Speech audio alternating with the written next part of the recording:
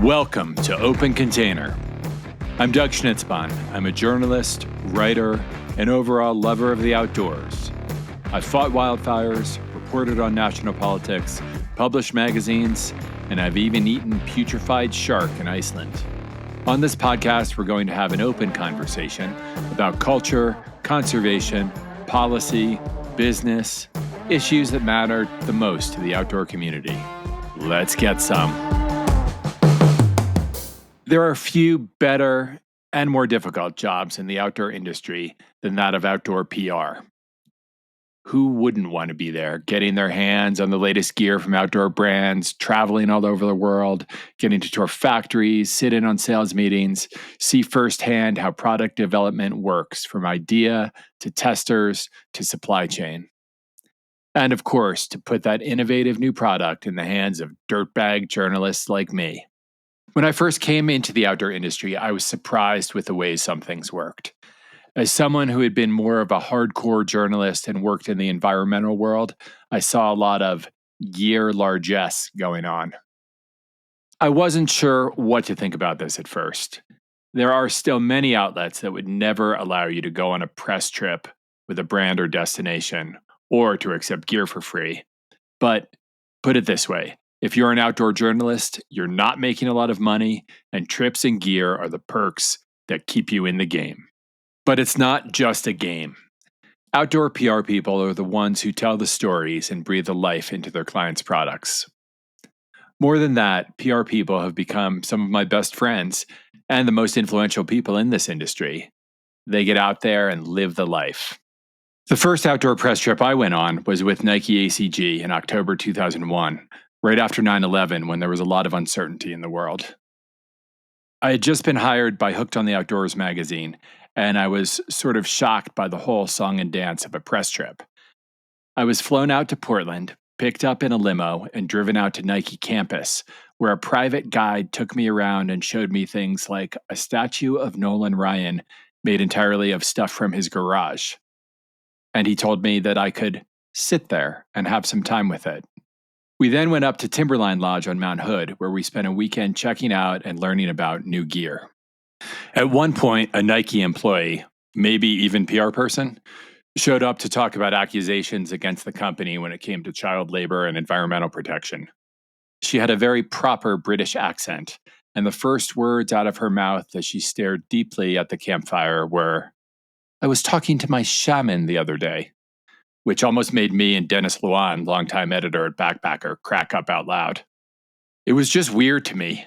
It felt like a bribe, going on this trip, getting all sorts of free gear. Part of the trip was even a shopping spree at the Nike store. It seemed like a way to buy influence rather than gain it. Indeed, I'm sure some of that is true, but over the years I've learned that the best people in the outdoor PR industry have gone far beyond tit for tat, gear for coverage behavior. They are truly advocates, not just for the brands they represent, but for this whole outdoor lifestyle. Outdoor brands make gear, but at their best, they are so much more than that. At the heart of these companies are people who love being outside and care about the natural world. Those stories are important. Right now, we need outdoor brands to stand up and lead. Not just as businesses, but as advocates for the natural world, which, like it or not, is under assault. These brands prove that you can do it right. You can be successful at business, employ people, and help elevate your community, and you can take care of the environment, take care of your employees, set a higher standard. But without PR people, so many of whom have been journalists or worked in politics or been professional athletes or guides, these stories don't get told. My guest today has been a pioneer in outdoor PR and a pioneer for women in the outdoor industry in general. And she's a friend who has helped support my career and taken me to see her clients work all over the world. Chris Goddard is the founder and CEO of CGPR, a public relations agency specializing in active lifestyle, outdoor, sustainability, and fashion. With a career rooted in strategy and storytelling, she has led initiatives for brands including Adidas Outdoor, Loa, Gore-Tex, industry leaders like Outdoor Industry Association, Outdoor Retailer, and ISPO, among many others. Chris spent nearly a decade in Washington, D.C. as a lobbyist focused on energy and environmental policy, and later represented the mayor of New York. That experience shaped her belief in the power of thoughtful messaging to drive change. Chris is a trusted voice in the industry and a frequent contributor to panels and conversations around branding, sustainability, and the evolving role of purpose in business. Now, let's open the container with Chris Goddard. Well, I am extremely excited to be here with Chris Goddard, who is one of the first people I met when I went into the outdoor industry and has been a long-time icon and hustler and mover and shaker in this world. So it's great to see you, Chris. Well, it's really great to see you. I would say we've been entering the same circles for at least 20 years. Yeah, and you've also taken me on some fantastic trips to Europe, one of my favorite places to go. Yeah, it's always good to do those and spend time with people one-on-one instead of the Zoom thing. Zoom is overrated. I agree. Podcasts are not, however. Correct. Absolutely. So let's hop into it right away. I have kind of a big question for you to start with. And that is, and since you have been around the outdoor industry for a long time, what is the outdoor industry and does such a thing even exist?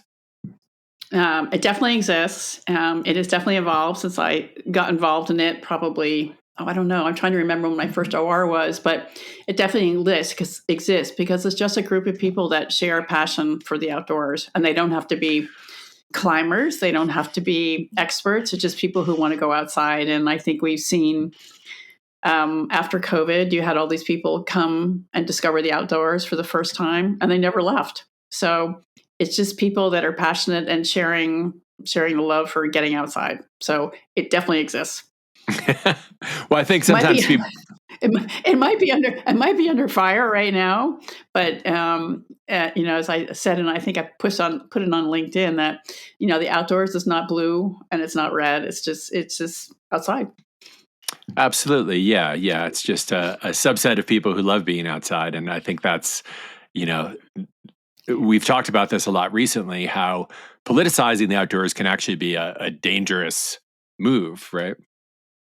But I do think, though, in light of what's happening, especially because of what's happening at EPA and the cuts and what's happening with public lands, I do think it's important because that's where we play to protect those categories, because that's where we play. So I don't know if that's necessarily politicizing it, but it's just protecting what's important to us.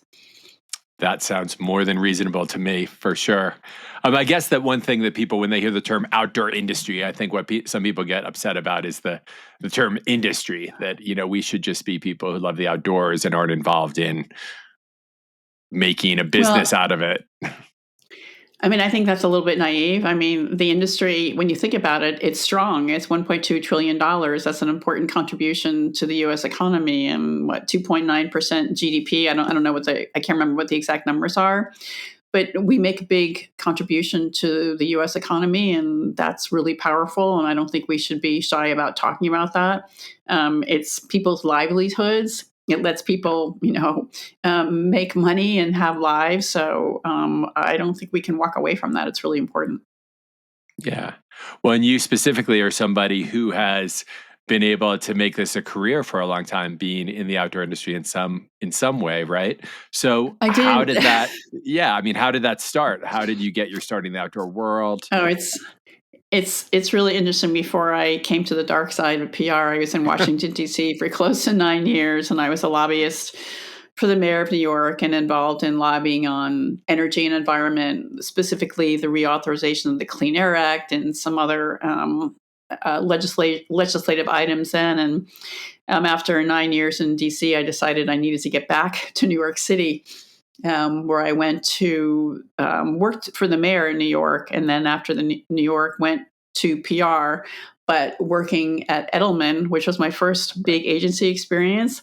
And my first two clients were Snuggle, and whisk. Remember the laundry dry sheets Oh, and the yes. laundry detergent. And if you could do PR for those kinds of products, you can do PR for anything. And then ended up coming right from New York City to Marblehead, Mass, because of sailing. I'm a big sailor. Right. Sailing is sort of my church. And ended up at Rockport doing internal PR, and then just went out on my own. And my very first client was Merrill. We stayed with them for 14 years, started on my dining room table and never looked back. And here we are. So what is different, now as opposed to when you started? I've got everything. Everything is different. Everything is quicker. Everything is harder. Everything takes 10 times as long. When you look at the media relations landscape, it's significantly decreased by over 50%. Even media, and this, Doug. There are a lot fewer reporters, and there, for every reporter there are 6 of us. But PR has also morphed into social media and affiliate marketing and events and crisis management. I mean, it always has been that, but I think the biggest change has really been the media landscape, and everything is significantly harder. And I always say to kids I interview, well, can I interview about PR? What's it like to get in? And I say, if you don't love it, 150%, don't bother. It is not for the faint of heart, and you just cannot give up, because it's just really hard right now, and it can be frustrating, and it can be terrifying, and it can be hard on the soul, but you just have to just keep on going. But you have certain clients I know that you've been with for a long, long time now, right? You've developed those relationships. I mean, you worked with Greg Thompson and Adidas Outdoor and his companies for a long time. And you've worked with Loa and Peter Sachs. You've worked with those companies for a long, long time. So there are ways to really build long-term relationships with. Well, the key to doing that is being a business partner and truly being part of their team and being considered part of their team. You never want to be viewed as a vendor of PR services. You really want to be part of the business planning and driving that business to success. The reason that we were able to stay with Adidas for 10 years and Gore for 16 years is because we understood the track of the business and how PR fit into that track. And that's how you groom and nurture those relationships. It's not just about doing a press release here or doing a media trip here or doing an event. So what's the biggest single shift you've seen since you started? Digital and social, for sure, no question. And also the merging of editorial and pay to play. That is definitely the biggest change, and it's also it's pervasive. So the value of editorial is still incredibly important. Getting a story in the Wall Street Journal is still really, really important and considered a win, but getting it is so much harder these days. And so the biggest changes are digital and the merging together of pay to play and editorial. And I'm sure in both those cases, you must see ways that it's both better and worse, right? With digital, it used to be there was a lot more gatekeeping, right? There were only, certain big especially before 2000, maybe there were just a few big magazines that were mostly centered in New York, and you had to get into those magazines or not. Yeah. And now you can contact, I was on a trip with you in Italy, and there were influencers from all over. Yeah. So there's a lot more avenues, I guess, and a lot more people you can reach in different ways. I think you just have to be thoughtful and have intent as to how you do it, because influencers are important. So you have to be careful about which ones you work with. Affiliate marketing is sort of another area that you have to be careful with and thoughtful. It's really about having an understanding of purpose and intent. But it is a new way, and so you have to adapt it, and you have to impart those best practices to your clients and make sure they understand how to do that. And you can't just do it as a reaction. You have to do it with thought and purpose. I keep on going back to intent. You have to have intent. So who are the best, what do the best influencers do well? And what attracts you to them? What do you think they're doing well? I mean, the best influencers are the people that will understand your brand voice, and it would be a long-time partnership. The last thing you want to do is have one and done. because that's transactional, and the last thing brands want to be today is transactional. You want to have a long-term relationship that's going to nurture the voice of the brand and impart messaging which is important and can help the brand go forward. Anytime you have influencers, that do one and done for outrageous amounts of money, it just doesn't Right. it just doesn't make sense. Right. So are there some examples of, influencer relationships you've been really excited about or you'd like to see develop or do things right? I mean, I think we've had an opportunity to work with some really good influencers on a variety of clients, and we have so many categories that are outside of outdoor and are in fashion and technology. So I think I would just say that the influencers that we choose are the ones that are reliable, are thoughtful, understand our brand voice, and understand the purpose of having a two-way relationship. It has to be two-way; it can't just be one way. So I don't know if that answers your question, but Yeah. there Yeah. are best practices for sure. So I think moving to another point, though, being in the industry for a long time, what changes have you seen in the way we talk about outdoor or the way we define outdoor now that are a big step up or really kind of welcome change from what people would think of as the glory days or a long time ago? Well, I mean, I think way back when the industry was based on mom and pop, people making their brands out of their garages and then growing up, and then came the world of private equity and VC and brands going public, and the personality of the industry changing. And I think way back when also it was about you had to do Everest, or you had to be really core, or you had to be, the best at the best. And now it's certainly much more welcoming. I mean, you saw, again, people entered the outdoors after COVID and they never left. And so in that case, it's a welcome change. I think sometimes the industry doesn't necessarily know how to talk to those people and make them feel welcome. That you don't have to climb Everest; you can just go outside. So I think we have some work to do there. Sure. And I know that, yeah, there was this big boom after COVID of people going outdoors. And now the biggest problem the outdoor industry as a business faces is they kind of over overshot what they thought those people would buy after they got the basics. And now I think also trying to figure out how to continue to serve them, right? Well, I think well, we definitely have. I'm going to see. Sorry, we definitely have supply and demand problems, and we've had that from COVID. We're still not through that, but I do think you're seeing brands doing some better jobs as far as being more inclusive, as especially for women and for bringing the next generation in, which has a different definition of the outdoors. It's not, again, it goes back to, it's not just climbing Everest, it's going outside in New York. It's spending time with your friends at a ball game. So I think the industry is doing a better job at welcoming those people in, but I think we need to do better at that. And also some of the language that we use in describing our products, I think is complicated. It's sort of like the world of sustainability, using this complicated language. I think we have to think about using language that engages people and interests them and brings them in. Oh, that's a great point. Yeah. Do you see some brands doing that well? Do you see brands who are figuring that out? I think there are brands that are trying. Whether it's the kind of videos that they put on, which are more not so core, or the way they talk about it, even in their descriptions on their websites.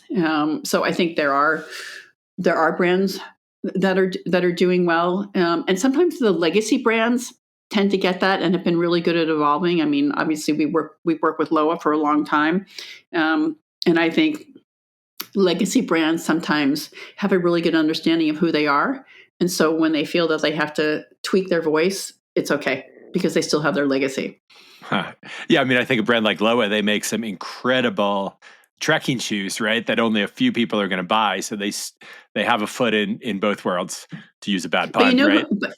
which also is another really good example. And we had the privilege of working with. You mentioned Greg. I mean, Adidas, Terex did a really good job when they came into the marketplace because they they brought sort of a new profile of a consumer, a younger consumer that happened to be more focused on, in that case, some of it was climbing, some of it was just going outdoors, but they were up against a big challenge. You remember when we first started, when the first 100 retailers said no. Like, why do we need Adidas? You're a soccer brand, you're a baseball brand. So in a sense, they set a new tone, and they were pretty successful for a long time. Yeah, and we should send some praise out to Greg Thompson, right, who is just kind of For sure.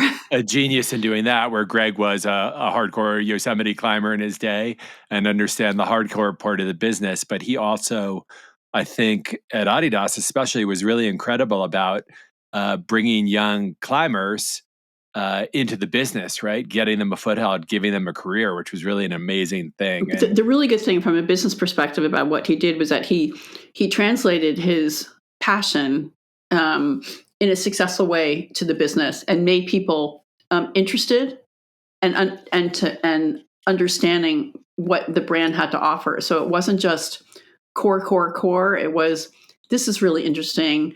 This is going to be good for you. Try something new. So it was a friendly tone, and that was one of the reasons I think the brand succeeded. And yes, a lot of it came from Greg's passion. And I was fortunate enough to be in the trenches with him for 10 years. Yeah.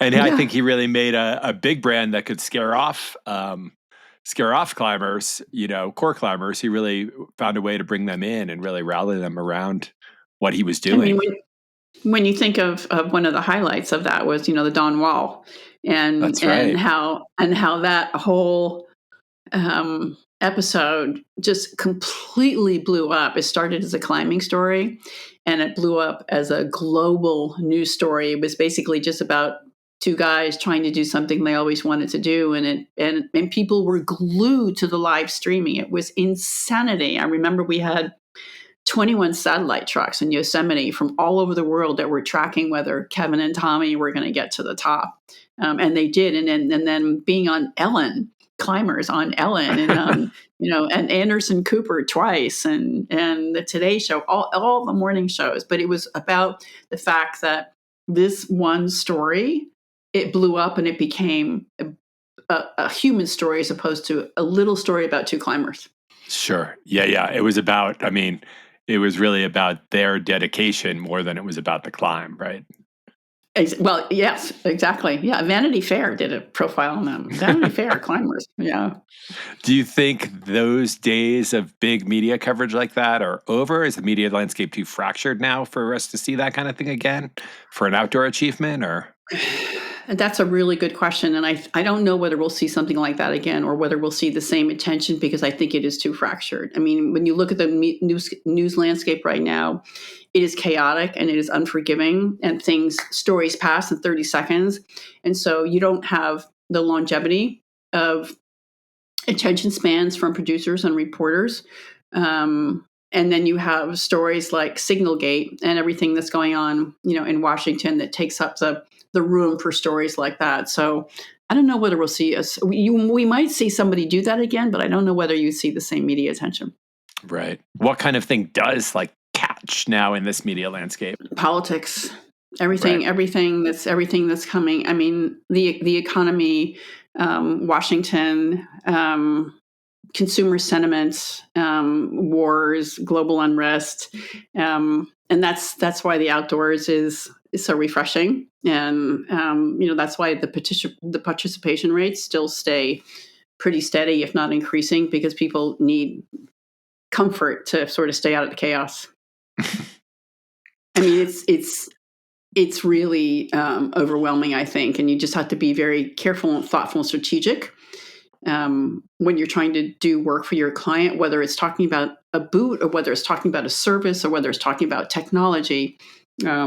You have to be really thoughtful and strategic about how you do that. And that must be harder with clients who want immediate results, right?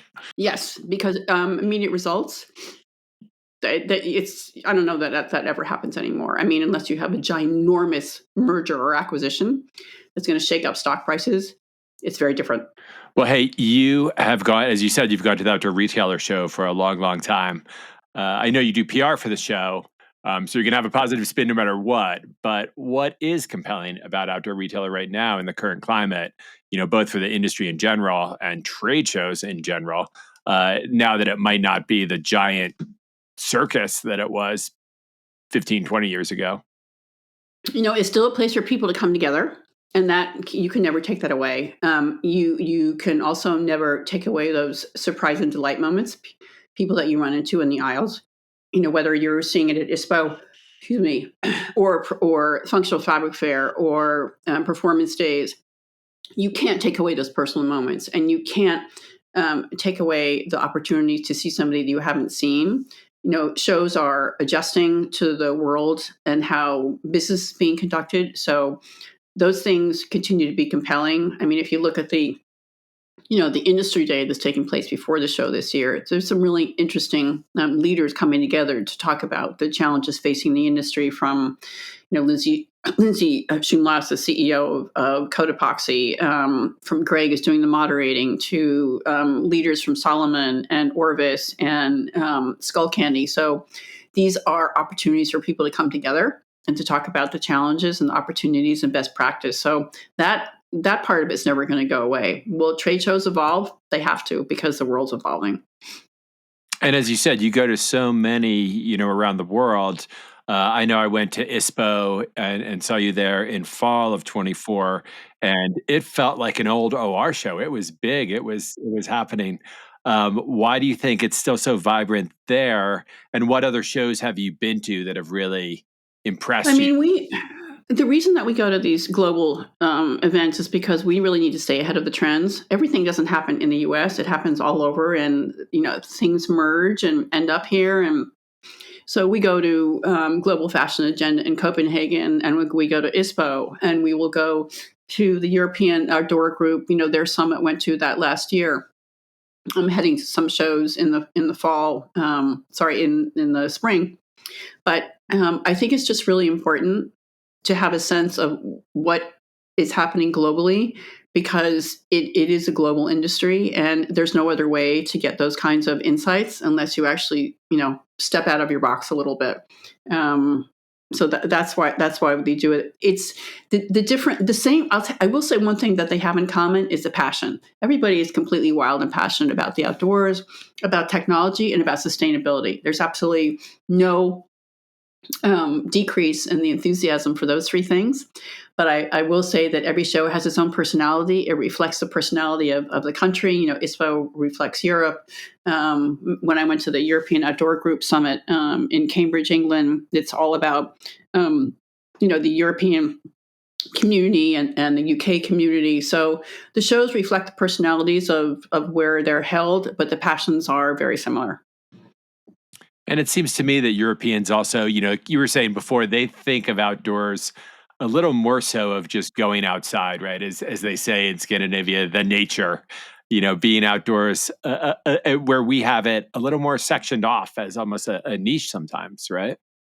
I think in the beginning maybe it was a niche, but again, I think since COVID, I think there's been an evolution to consumers that are just going outdoors. And so I do think we've seen that change, and I do think that I don't think we're ever going to go back to only being able to use outdoor equipment on top of Everest, because if we did that, we would be a tiny industry. So Right. I think it's important to welcome people into the industry in a way that makes them feel warm and loved, and being able to enjoy the experiences at hand. I know you said you worked for the mayor of New York. There's this great book that I've read called Mannahatta, which is a natural history of New York, where they went back and researched, what the island used to look like before white settlement, and found all natural high points and rivers and things like that. But the last chapter of that book gets into how New York is going to be a model for sustainability in the future, which is a funny thing to think about, I think, for us in the outdoors, to think that New York City might be this model of sustainability. Do you think there's some truth to that? I mean, I think sustainability is top of mind for everybody. Having just gone to the Sourcing Journal Summit in New York a couple weeks ago, it's definitely top of mind for brands. It's top of mind for technologies. It's top of mind for consumers. I still think people are trying to understand what that means and how it impacts their lives. And is it more expensive? And how do I adapt it to what I'm doing? And so I think it's not going anywhere soon. But one of the other things that came up at that meeting was that brands who set goals have not been able to reach them. So it's not sustainability is not going away, but I think it's brands are taking stock of what they can realistically do and maybe thinking about how they talk about it. And consumers also at this conference, Doug, it was really funny. They, Cotton Inc. did a survey, and they were saying that consumers don't even understand the language. And when they asked some consumers what they thought circularity was, they actually thought it was like apparel that could help their circulation. That's fantastic. I mean, so we have to figure out a way to talk about it that again makes sense and people can understand like what the ramifications are and how they play a role. Right. I mean, because unfortunately, we in this space we love to talk about sustainability. It matters to us, but when it comes to consumers, I've always thought that the thing people care about most is price. Then they think about utility. How does it look on me? What's it going to Yeah. do? And then sustainability often is an added value thing, right? Well, that's exactly what came out in this meeting. That consumers definitely think about style and fit and comfort and sustainability if they can afford it. Right, right. So who's doing sustainability right then? Who's working along that paradigm to make it work? I mean, there are tons of brands and technologies. The thing that I'm inspired by, and we do a lot of work with sustainable technology. There's some really interesting sustainability technology and fibers and fabrics and companies that are approaching it from a holistic standpoint. I mean, for instance, we're working with Reju, which is a company that launched last year, which is textile to textile recycling. And they're just not about technology. They've just partnered with Goodwill and waste management. So they have a system for feedstock and they've built a regeneration hub in Frankfurt. So I'm inspired by those kinds of approaches because it's not just one, it's like 1 and 1 equals 3. And I think the industry is taking a hard look at sustainable practices, but I'm inspired by the technologies that are out and about, and also somebody like a Cyclo, which helps fibers biodegrade faster. So there's some really interesting technologies, and there are some interesting brands as well that are trying to impart those messages in a way that consumers can understand. That's great. Now, we have businesses pushing hard for sustainability, but all of a sudden we have a politics that seems to be, set against it. Like we got rid of paper straws and threw plastic straws back in there, right? This idea of being dead set against it. Do you think that won't matter, that sustainability is already like a wave that's moving forward that brands want to do? Or do you think we're going to take steps backwards because of the politics? It's a really good question. I think it's a question of showing up and continuing to show up. It's certainly going to be harder. You've seen ESG, brands in Wall Street. They've taken a back seat. They've taken steps back. And so I think brands who are committed to it will continue to fight the fight. It might be slower, but I think it's probably going to be a little bit more difficult where we are today, but you just can't give up. You just have to keep doing it. You have to move forward. One of the things that came out of, again, the Sourcing Journal meeting last week was if you're tired, you still need to do it. Just like Cory Booker yesterday. Yes. He set a record, right? I mean, he just kept on doing it. So it's a question of show up. Just show up, make your voice heard. Yeah. We talked about this in my podcast, with Gigi Edwards from Nora, that just showing the fuck up is probably the best thing you can do, right? Yeah. I mean, you just have to show up. You just have to talk and make your opinion known and not give up and keep talking until people listen. I mean, I think right now it's really important. It's hard. It's really, really hard right now, but you just have to, dig deep and, as you said, just show up. You can drop some You can't F-bombs do on the that. show. That's okay. Yeah, I know. Colin would want me to do that. Yes, you've been trained not to do it. That's fine. So when we were talking about you coming on the show, one title you suggested for you being on here that I really liked was The Highs, the Lows, and the WTFs of PR with Chris Goddard. Do you think you can give me a quick example of both of those for you? A high, a low, and a WTF? I mean, I think the high definitely was a couple. The high is I've been able to keep this business going for over 33 years, despite 2008, where we lost Right. 30% of our business. COVID, it was really, really challenging. And so to have the perseverance to somehow try and figure it out and keep getting up and keep going back to your desk and keep doing things. I think another high, Doug, was those are also highs and lows.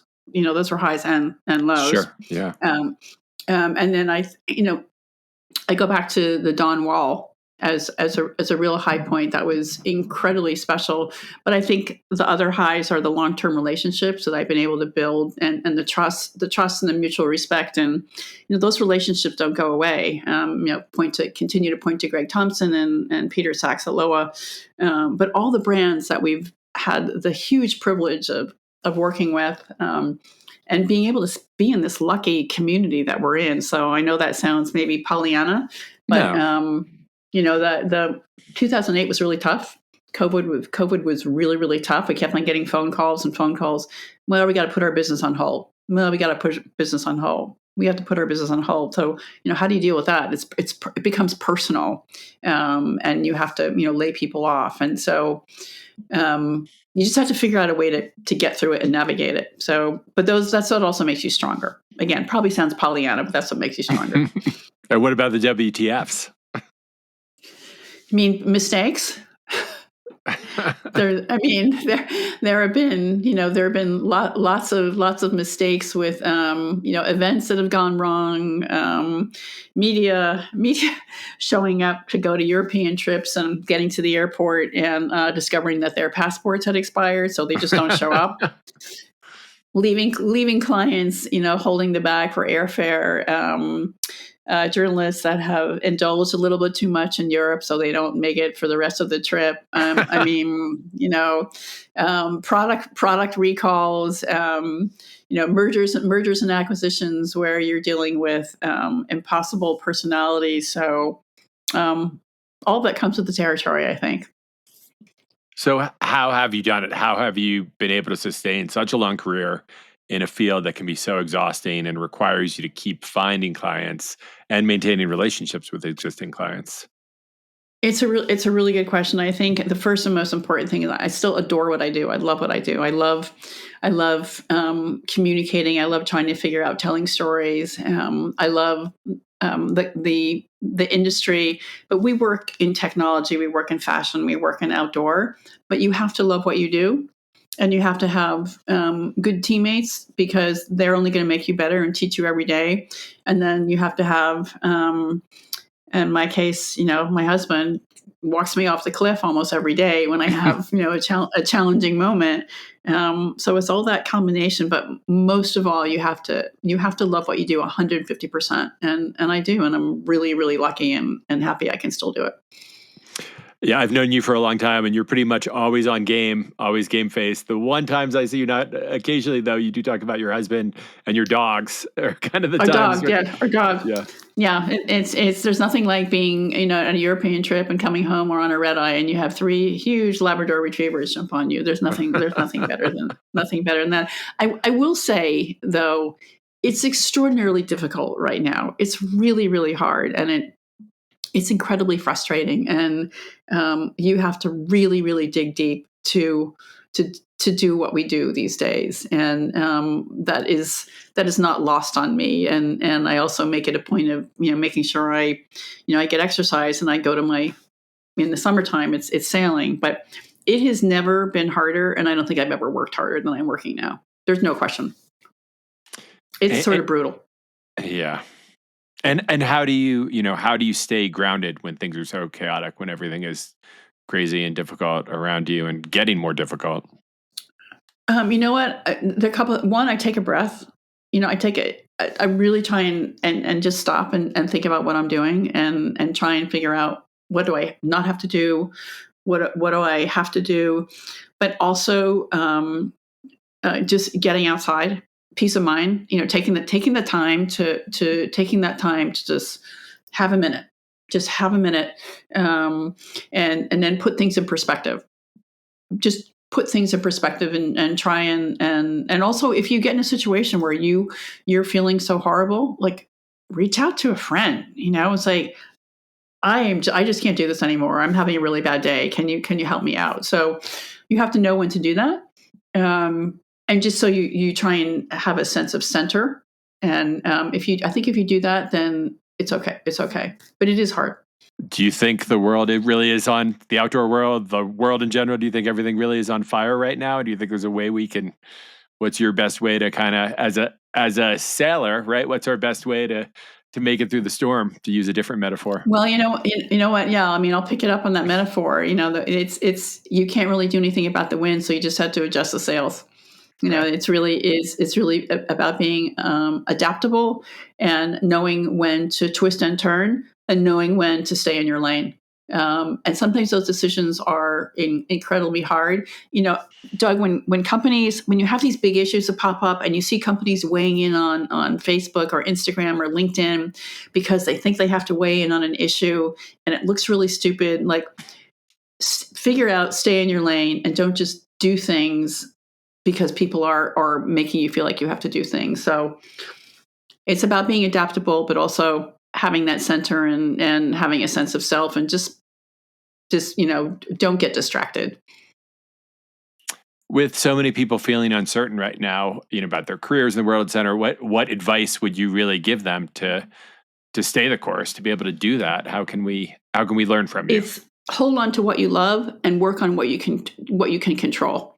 Like don't let people rent space in your head.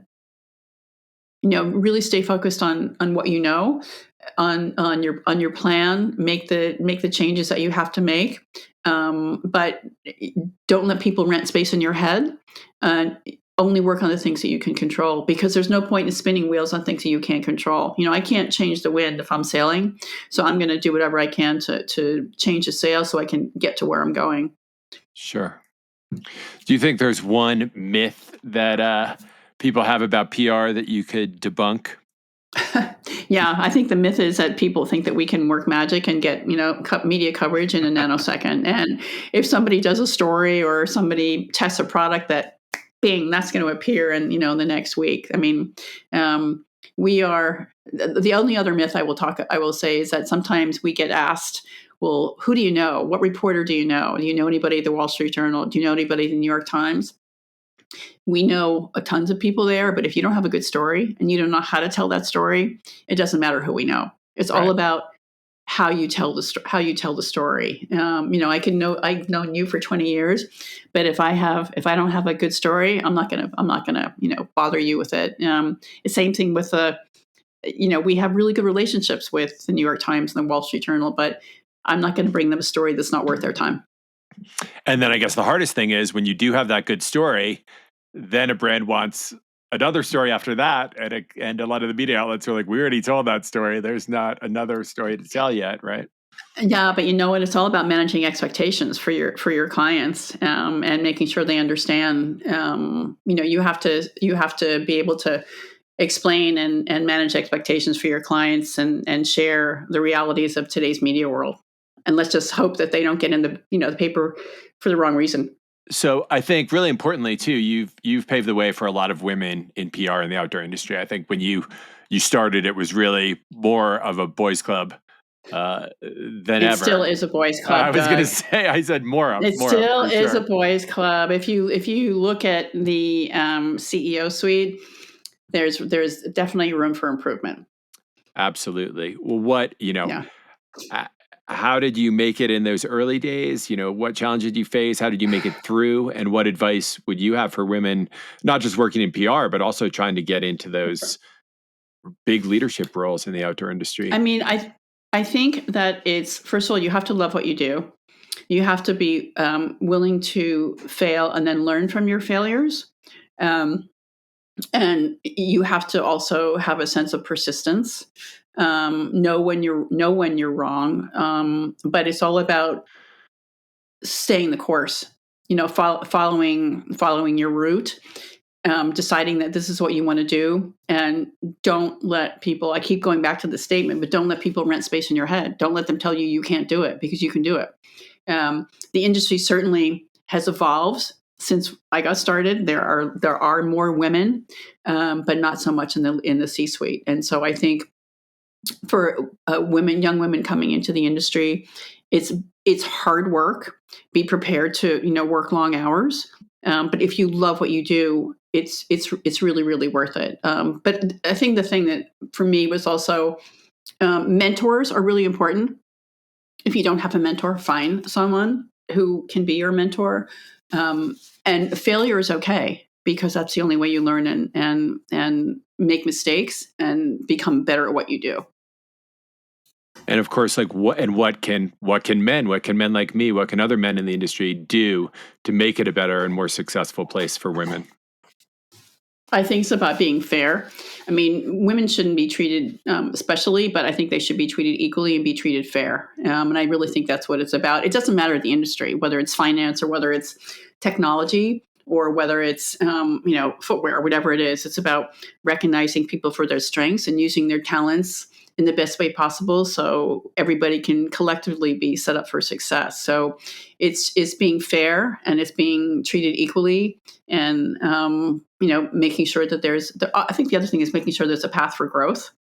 Um, it's important to nurture people's careers and making sure that they can move upward, and also making sure they have the tools. Teach them, give them the tools that they need. So that was probably 5 things.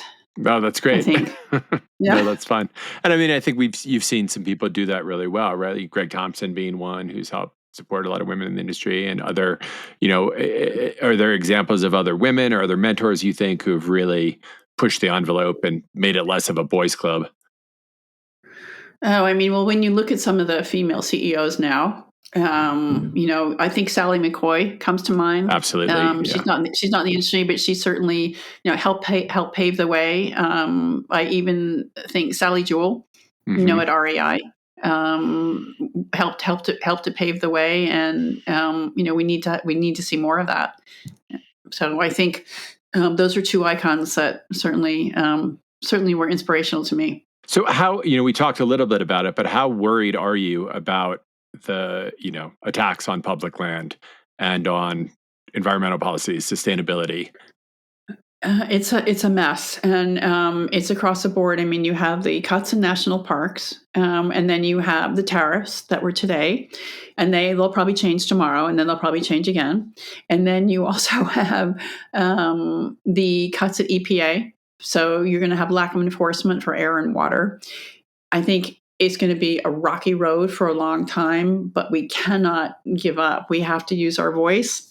I was on a call a couple of weeks ago that Ryan Gellert hosted, and of outdoor companies that are trying to put together the best plan forward, and that's encouraging. We have to speak up, and you have to keep talking. You just can't give up. It's not the first time that the industry has sort of seen incoming from a lot of places.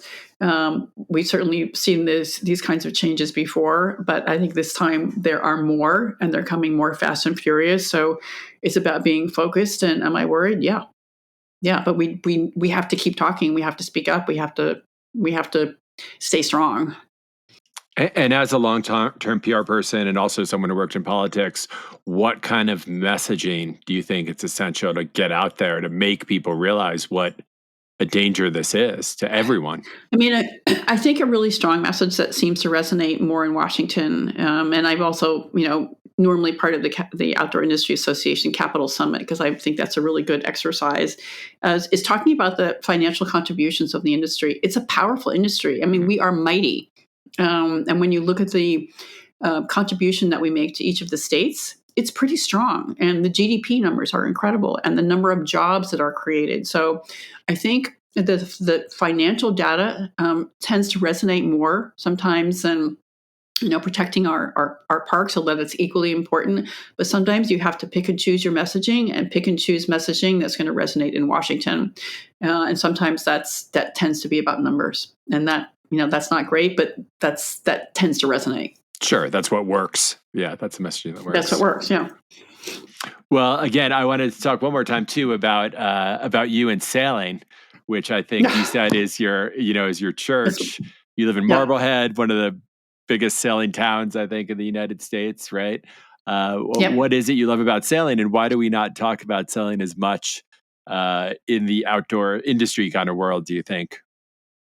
I think sailing might have gotten a bad rap way back when.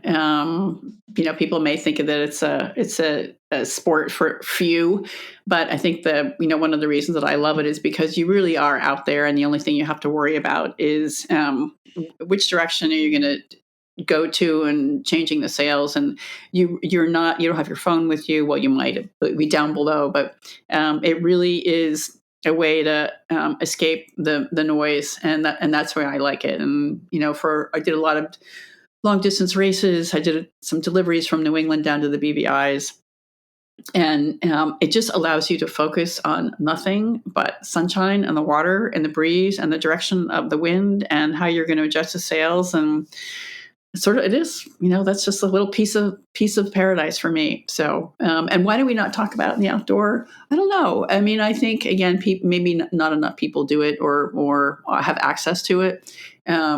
It's certainly getting better. You're seeing a lot of more little kids getting into it, but I think again that goes to the whole definition of the outdoors. Like, what does that mean? Sure.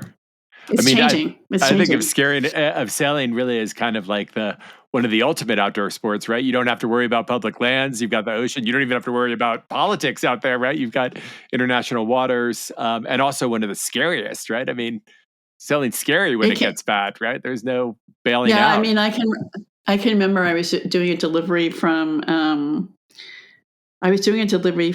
St. Bart's to Tortola, and we hit the back end of a hurricane, and it was pretty horrendous. I mean, it was really, really horrendous. And that was one time I really was very, very frightened. But yeah, if you get in bad weather, it can not be fun.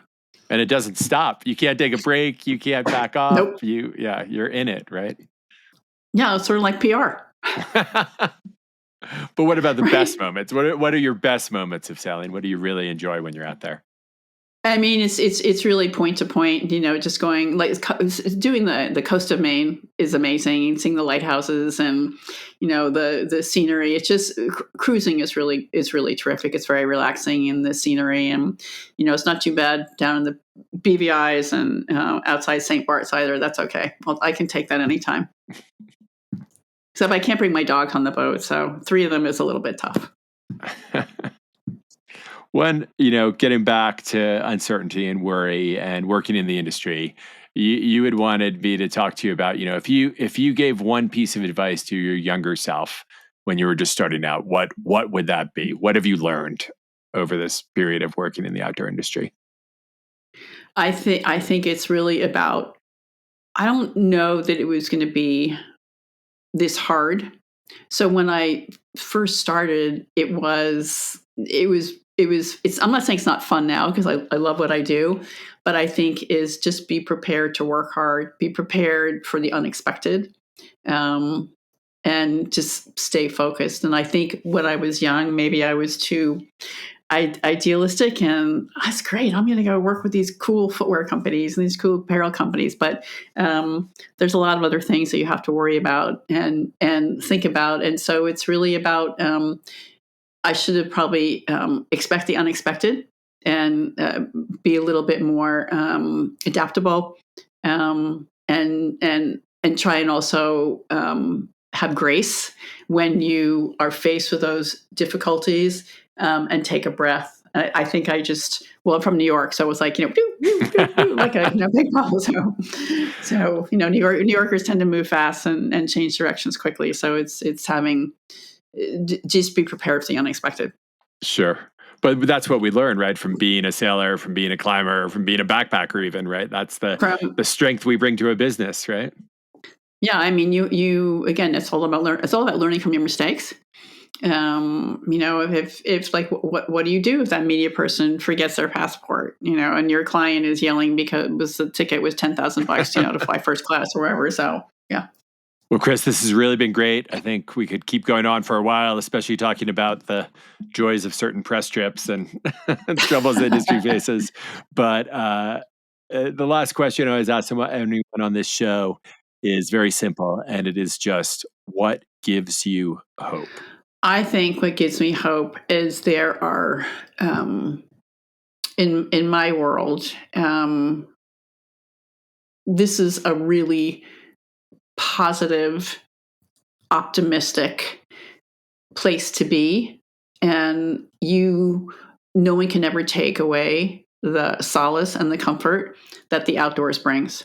And so that will always be there. No one can ever take that away. And I think the optimism, although maybe it's a little bit harder to come by, I think people are genuinely optimistic. And I think the heart and soul of this industry allows us to be optimistic, and that's what gives me hope, and that's what you just got to stay focused on. But that's great. That's great advice. I think you've brought a lot of great advice and direction to anyone listening to the show today. And I was really overjoyed to have you on and have this time to talk. Thank you so much. And if anyone wants to get in touch with you or learn more about what you do, what's the best way for them to do that? You can go to cgprpublicrelations.com, or my email is chris@cgprpublicrelations.com. I'm happy to talk to anybody, especially people who are up and coming and want to enter the industry. I'm happy to have those kinds of conversations. And I would say also thank you to you and Colin for the chance to be on here and sort of share my journey. I really, really appreciate it. Yeah, it's been really great to talk to you and get deeper into your world and everything you know. So thank you so much, Chris. Thanks, Doug. Thanks for imbibing Open Container, a production of Rockfight LLC. Please take a second to follow our show on whatever podcast app you're listening to us on, and send your emails and feedback to myrockfight@gmail.com. Our producers today were David Karstad and Colin True. Art direction provided by Sarah Gensert. I'm Doug Schnitzbahn. Get some. Thanks for listening.